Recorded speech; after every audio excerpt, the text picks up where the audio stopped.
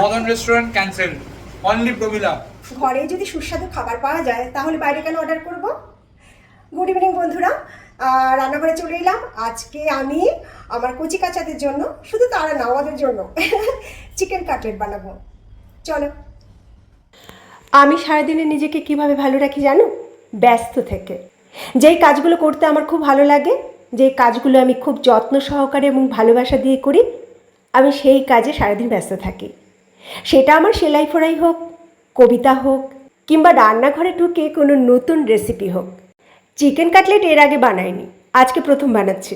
ঘরে সব কিছুই ছিল, ইউটিউবের একটু সাহায্য নিলাম, তারপর বানাতে শুরু করলাম chicken cutlet.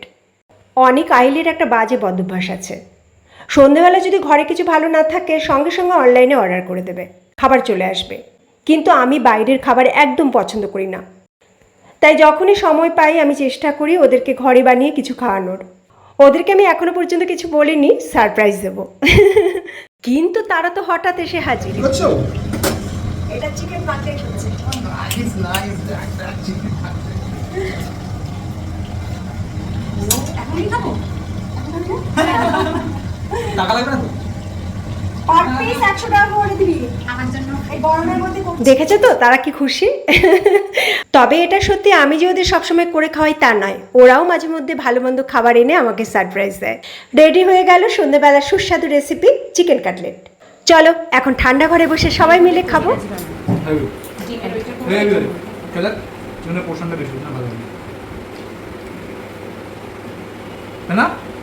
Awesome, masala. Mitra cafe cancelled, Madan restaurant cancelled, only প্রমিলা।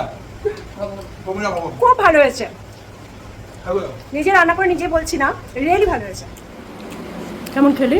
সত্যি বল, খুব ভালো, অসাধারণ। ব্যাস, এটাই আমার চিকেন কাটলেটের মূল্য। ওদের মুখে হাসি আর আমার তৃপ্তি।